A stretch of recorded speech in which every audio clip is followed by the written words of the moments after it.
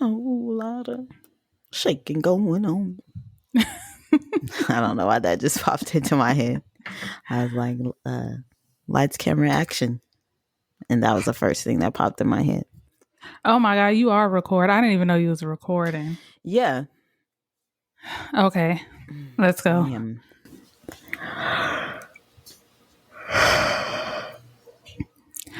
Brittany.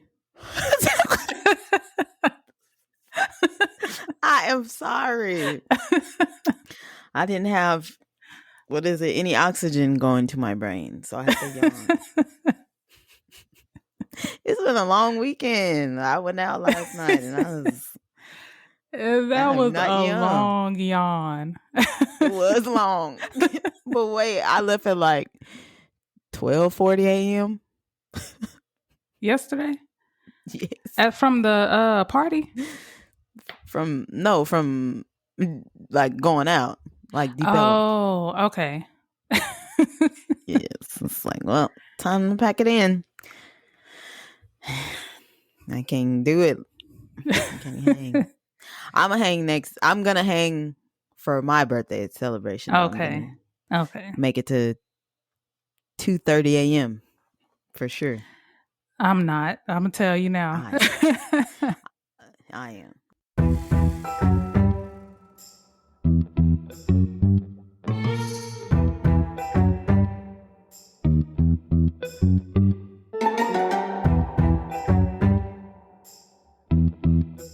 Hello, strangers. I'm Britt. And I'm Dee. Welcome to another episode of It's a Strange World After All. The podcast where we discuss true crime cases. Are you gonna do this the whole episode? What I'm doing? What am I doing?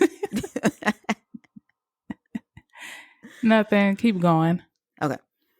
The podcast where we discuss true crime cases, the supernatural, urban legends, conspiracy theories, and all of the things that keep the world strange.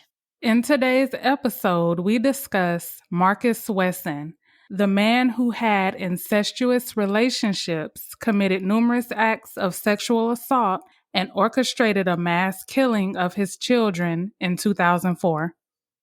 This story is insane. Yes, it is. And I remember just like, what was it? Oh yeah, the Unabomber. When I was like, is that the mugshot with the glasses and the hoodie? Yeah. I remember this man's face, but I don't remember the story. Oh, it was I don't know if it's still on there, but it was a documentary on Netflix about him, and I never watched it.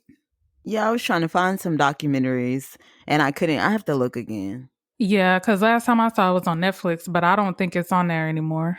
Yeah, because I think I was in middle school when this happened. Yeah, I was. You were graduating, weren't you? Yeah. From college. High school, just kidding. Either one. Either. Oh, yeah, could be. Either or. Yeah. We don't know. We still don't know. Yes, these age. We still don't know. Well, I'll be 30. As of today, I'll be 30. Oh, yeah. Okay. Happy birthday. Well, yeah, happy birthday, because... Thank you. People know you don't record on the same day that you... Yeah, yeah. That'd be ludicrous, even though we cut it. Cutting it just a little. Feliz cumpleaños. Is that how you say it? Feliz cumpleaños. Cumpleaños. Yes. Thank you. Okay. De nada. They're so cultured. Espanol. Marcus Wesson was born August 22nd, 1946 in Kansas. He was the oldest of 4 children and was raised a member of the Seventh-day Adventist Church. His father struggled with alcohol addiction and ultimately left the family to be with his male lover. I was like, I don't remember putting that in there. Allegedly. I put that in there because in some of the Oh. articles I read, that was one of the excuses they gave. So I was like, this is juicy enough Oh. for me to add it in there. Allegedly. Okay. His mother was very religious and abusive. She would constantly whip her kids with an electric cord. So we've learned in the Anthony Soul episode Yeah. how that affects children. We don't have to get into it, but childhood trauma is real. That's all I'm going to say. Even the smallest thing can cause trauma. Yeah. Marcus dropped out of high school at 17 and joined the Army, serving from 1966 to 1968. Shortly after leaving the military, Marcus met and moved in with Rosemary Solorio and her children in San Jose, California. Rosemary was married at the time and had 8 children from previous relationships. If she was married, how did he just swoop in like that? Where was her husband? It's a good question. That's a great question. I mean, he obviously didn't care, or maybe they were separated. Yeah, maybe. Because I don't think he would have let that happen if they were, together. It's like, yeah, my friend Marcus is going to move in here. Okay. In 1971, Rosemary gave birth to their son. At some point, one of Rosemary's daughters, also named Rosemary, who was struggling with addiction, dropped off her 7 children. This brought the number of children in the household to 16. That's a lot of kids. That's a lot of kids. It's a lot of kids. Yeah. And I'm sure their house wasn't that big. Probably not. And you see, I got 8 kids. How you gonna drop off all of your kids? All 7? 7. Jeez. One, I say this all the time, but one is too many. One is enough. For me, yeah, enough. Yeah. That's what I meant. 2, maybe. Because they can keep each other company. Like if you ever keep one kid, they're needy. But if you bring another kid, like yes, they're rambunctious, but yeah, they have a playmate. 3 kids. That's why I draw the line. That's why I draw the line. Enough. In 1974, Marcus began sexually abusing Rosemary's 8-year-old daughter, Elizabeth. Marcus married Elizabeth when she turned 15, and 4 months later, she gave birth to their first child. They would eventually have 10 children together. They are having so many kids, all of them. Yeah, and the fact that she was 15. Yeah, that. Sorry, the 10 children was like a lot for me. But yes, that too. Also, yeah, that he was sexually abusing her at 8. At 8, yeah. So he essentially married his girlfriend's daughter? Yes. So his son's sister, right? Because they had a child together. Yeah. Wow. Yeah. Because I'm guessing he couldn't marry Rosemary because she was already married. Right. But even then, he probably would have did that too. So I don't know. But yeah, so an article I read said that she didn't try to stop it. I wonder why. Obviously, I mean, she gave him permission to marry her. Yeah. She had to be. He was abusive though. Yeah. Is that in here? I mean, I don't think so, not yet. But if he's doing all that, then you have to be. Yeah. Because what mom in their white mind?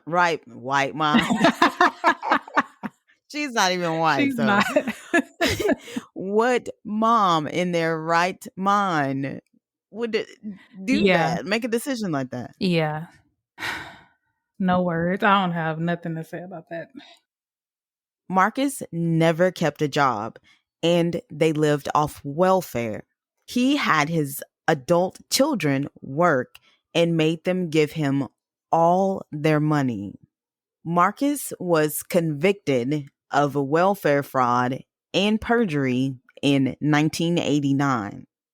I read it in an article that he actually believed that heads of the household shouldn't have to work, which, if you're religious, I thought that the man worked.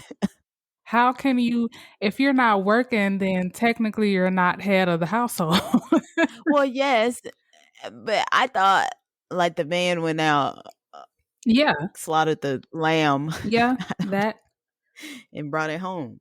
his logic is just all over the place. It don't make no sense. Even like by tax documents, the head of the household is the one that brings home the That's what I'm bacon. saying. You can't be head of the household if you're not working. You literally cannot mark yourself as head of the household, Marcus. The family would live in rundown shacks, boats, and vacant houses.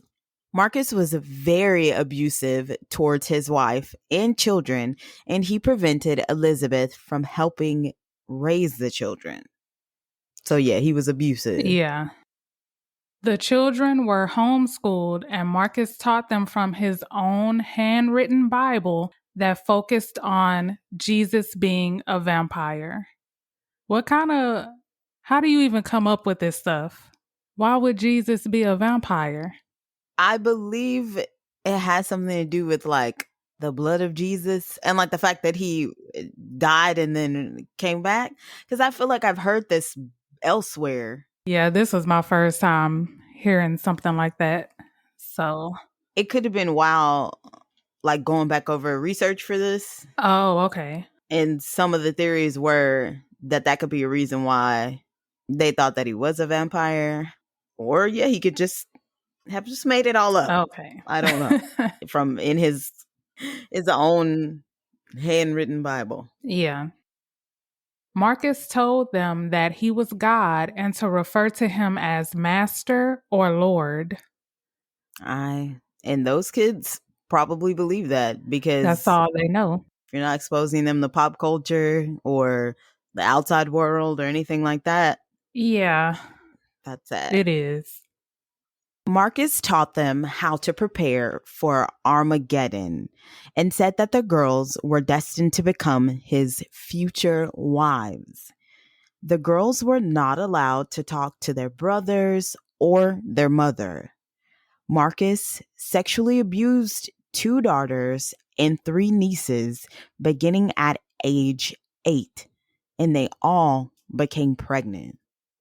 I think this whole story, I'm going to be speechless because why? I just want to know what makes people what makes people the way they are, like what goes on in your head that makes you think that this is okay. Right. It's interesting. Yeah. And how do you live with yourself? Yeah. Like, well, I guess maybe cognitive dissonance again. So like, or like you're disassociating Oh, yeah. what you're doing, or like you're telling yourself maybe he really does believe he is a god and he believes that he is supposed to do these things. Yeah. Still, I wonder what makes him think like that, though. Yeah, it's interesting. Are there books on him or interviews with him? There may be books, but I'm not sure about interviews, but I'm pretty sure we can check. Look that up. Okay. Yeah. Because yeah, it is always interesting to learn like what's going on in the mind of a murderer. Yeah. Serial killer. I think there may be videos of him in court, maybe. Okay. He looks terrifying though. He Like does. something about his eyes. Yeah. It makes me uncomfortable to look at him. Yeah, he looks. Yeah. Marcus was fascinated by and felt a bond with David Koresh, the crazy dude from Wake. Yeah, that's why I was like, David Koresh was an American cult leader who played a central role in the Waco siege of 1993. He was the one. What was it called? Like, what was the? What? I'm I'm gonna pause it because I had paused it. Oh. But yeah, he was a leader of the Branch Davidians. Yeah. Wait, what is Branch Davidians? Because I've hold on. It's a cult. Yeah. Oh no, that was his cult. Yeah, yes, it was specifically his cult. Yeah, okay. Okay, so yeah, Branch Davidian is his cult. He was a Seventh Day Adventist, Adventist as well, Yeah. and he claimed to be basically the final prophet of that church. So he was Yes. aspiring to be like him. Pretty much. He told his family, "This man is just like me. He is making children for the Lord." He mandated a suicide pact. If any government official ever tried to take the children away or split up the family, the mothers were to kill their children and then themselves. He held monthly family meetings to discuss the details of the plan. Oh, so David Koresh had a bunch of children too, right? And like multiple Yeah, I believe wives so, or yeah. something. Okay, I never mind. Because I was gonna say I could not, but then if he's abusive, you don't know like the state that these women were in, Yeah. if they were able to make decisions for themselves. Obviously not, and they were young. Yeah, you can't say what you would do because you've never been in that position. Because it's easy to Right? say, "Oh, it couldn't be me," but Yeah, you never know. I agree. Yeah, That is true. yeah, Two of Marcus's nieces, Ruby Ortiz and Sofia Solorio, wanted out of the cult. Marcus eventually agreed to let them go, but only if they left their children behind. They were so desperate to escape that they agreed. I, I'm speaking for myself. I could not personally leave my kids with him unless I was going to go to the police and report him. If I was like, okay, this is my way to get out. I don't think he's going to harm them right now. Let me get out yeah. and go get help. I think what they did, because I read an article like with them being interviewed, and I don't think they knew something wasn't right, but they didn't know. After living in the outside world for a while, they started to realize that what Marcus did to them and was still doing to their family was abuse. So, yeah, they had grown into that Yeah. or lived their lives with that type of treatment. So it was normal to Yeah, them, but I don't think they realized just how bad it right. was. They just knew something wasn't right. On March 12th, 2004, Ruby and Sophia gathered relatives for support and went back to the Wesson home to rescue their children, but Marcus refused to let them go. Ruby and Sophia remembered the suicide pact and told the Fresno police when they arrived at the scene, but they didn't take them seriously. Of course, they didn't. The police knocked on the door and asked Marcus to come out and speak with them. I mean, especially it, like the David Koresh thing had happened. When did the Mhm. we just talked about it, the Jim Jones thing happen? Because Uh, wasn't that before this I don't too? know when that one happened. Yeah, it was before this. Yeah, okay. Jonestown happened in 78, 78. yeah. So unless you thought that Oh, wait, no, that's when he died. Oh, yeah, same yeah, thing, because he died there. yeah. Yeah, I was okay. like but yes, 1978. So you've had this happen before. Yeah. Not unless they thought it was like a hoax. Like they thought that, I don't know. Or maybe they felt like, oh, well, you're saying these are his kids. Why would he make a suicide pact with his own children? What would make you as a law enforcement say, oh, I don't believe you. I don't believe this. I would have believed it. Yeah.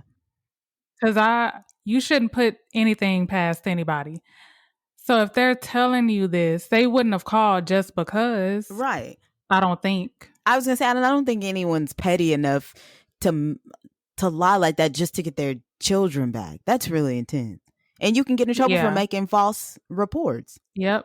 So I don't understand why they didn't take it serious, but it's the police. I was gonna So. say, Fresno police, you're on the trash list.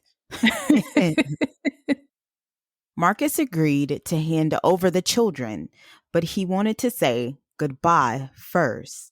He asked the officers to wait and went back inside the home and closed the door. Ruby and Sophia began to panic and informed the officers that Marcus owned a gun. The police said they couldn't enter the home without a warrant or any induction of a safety issue. So they waited. Okay. How is there not a safety issue and they literally just told you about a suicide pact and that he owns a gun? So how is that not a safety issue? I don't know. I don't know how laws work. I don't know. I mean, that sounds like a safety issue to me. It does. Common sense. I don't know. Cause yeah, let's take out the suicide pact. Let's say they still don't believe this. Marcus owns a gun. Mm-hmm. And they've been, I guess, having a custody battle is what this was considered. Yeah. And he was refusing to let the children go. Like, why is that not, I don't know, raising like a red flag, like, oh, and let me say goodbye. I got to say goodbye inside the house. No, you can bring them kids outside and tell them goodbye. It's too much. It is too much. It just feels really ominous. And it's like, none of the officers were like, I don't know. Apparently not. So. Yeah, obviously not. Yeah. That's when shots rang out. The police claim they didn't hear any gunshots, even though the neighbors would later claim they heard the gunshots. I don't understand, how can you, if everybody else is saying they heard them, how can you not hear them? But anyway, because the police claim they didn't hear any gunshots, they were still waiting outside. About an hour and a half later, Marcus walked out the front door covered in blood. An hour and a half later, I would have been pissed at the police. I'm the one that called you for help. Go inside, get my children because they were in danger. Number one, I probably would have ran up in that home. Take me to jail. I don't care. I mean, I can't even imagine what they were going through, sitting out there waiting, and the police are not doing anything. Nothing. They're just sitting there. And yeah, like you, I'm also confused as to how the police didn't hear the gunshots. And several neighbors are reporting hearing multiple gunshots. Ugh. This is another instance where I feel like, because these were people of color, they weren't as diligent in doing their job. Yeah, sad to say it, but that's what it sounds like.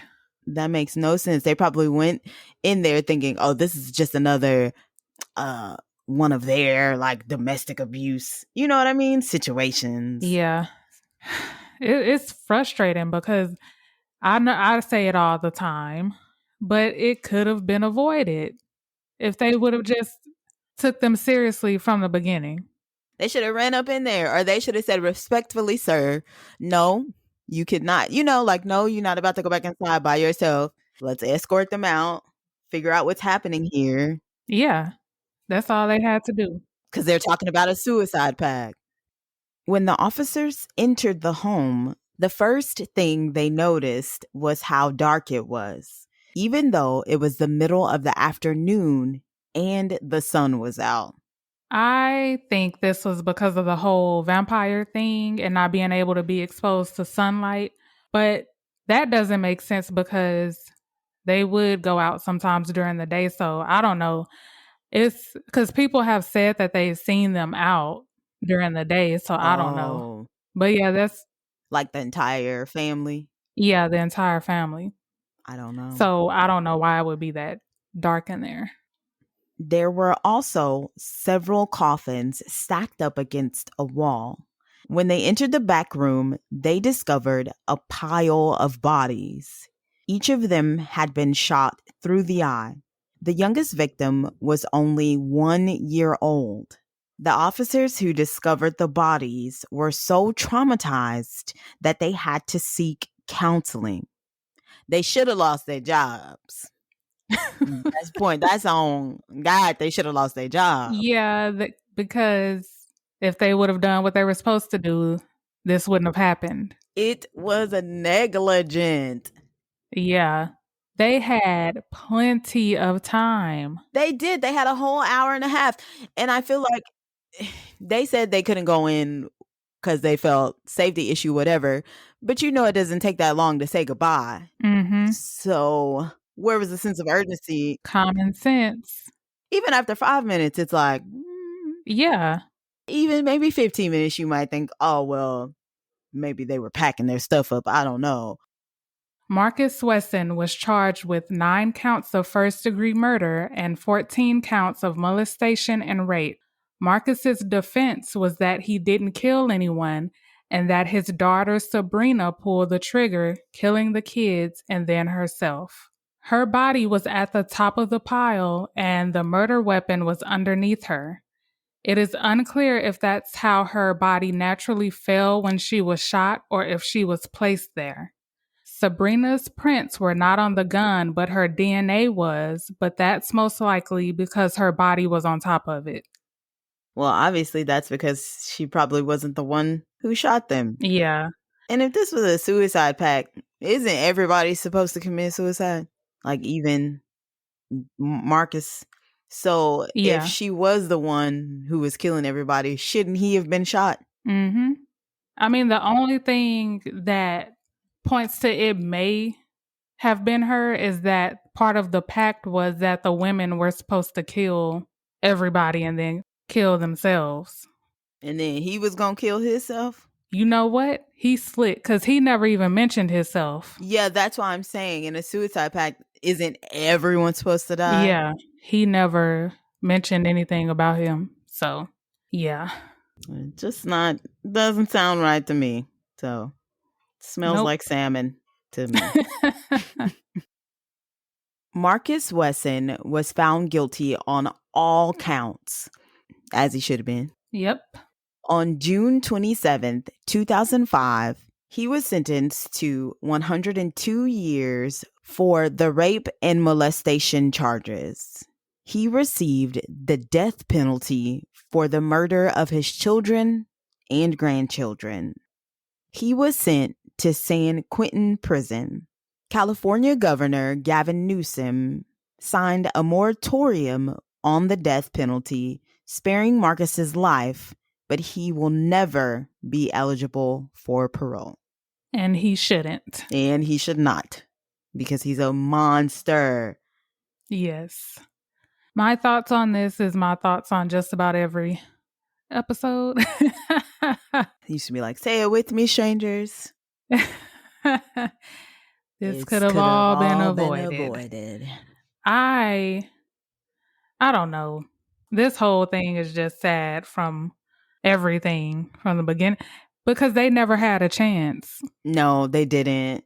And this reminds me of, what's that dude named? Joseph Fritzl? Fritzl, thank you. Yeah. We'll have to do his story one day. Oh, yeah. Because that's what it reminds me of. And yeah, they were so young, they never had a chance. And even with, like, what's her name? Rosemary? The first one he preyed on? The woman that he... Oh, yeah. Okay. Yeah. He preyed on her. Like, they look for a certain type of personality or a certain type of woman, men who abuse women, and take advantage of her. He took advantage of her and her children and their grandchildren. It is sad. Insane, D. It could have been avoided. I don't understand Yeah. what the issue was. And then, yeah, you're cops. Don't you have other things to do? Wouldn't you be annoyed if you were sitting there for an hour and a half? Like, Oh, yeah. I don't understand. And how could they not hear the gunshots? Because that's a lot of gunshots. I don't know. Because I don't think he had a silencer or anything, because everybody else heard it. Right. Everybody else throughout the neighborhood. Yeah. Were they still there? The cops? They were there the entire time. Yeah. Like right in front of the house? That I'm not sure, but they were near the property. They had to have been. Because I'm just like, yeah, same. How? Unless you were doing something you weren't supposed to be doing. Oh, yeah. I just don't understand. We will never understand. No, unless somebody comes forward and says, actually, we heard and we just didn't give a shit. I don't know. Or we weren't actually paying attention because we didn't care. Even if you're not paying attention, how do you not hear gunshots? I don't know. I hear stuff that's not real gunshots. And I'm like, oh my God, it's the dumpster. No, it's a gunshot. That's all, folks. Yeah, that's it. That's all we got. Be sure to follow us on Instagram at It's a Strange World Podcast and Twitter at Pod Strange World. Also on Facebook at It's a Strange World After All. Be sure to keep up with us on Instagram for those hashtag Myth Mondays and hashtag Strange Saturdays posts. This is again something new we've started and we hope you all enjoy it. Yes, we are trying to give you as much strange as possible, as much strange as your heart's content, you know? Also, we would love to hear from you. Tell us what you thought about the Marcus Wesson case. It's pretty devastating for sure. Mm-hmm. Also, if there's anything in the world of strange that you would like us to cover, let us know. Even if you just want to say, well, happy birthday to me, first of all. Happy birthday. Happy birthday.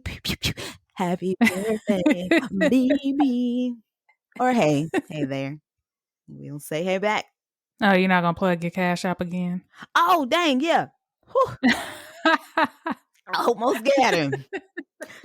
All right. And that Cash App is $ that babe Barit. That is THATBABEBRIT.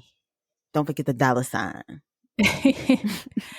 There's a debate on Instagram on one of the blogs that I follow, and it's because some woman tweeted that it's tacky to put your Cash App up for your birthday, and so people were debating if it was actually tacky or not. But I don't think it is. What's tacky is to wear dollars, the dirty ass dollars. That's what I'm saying. Like that's just the updated version of that. We should be like, we're trying to do our part. It's contactless.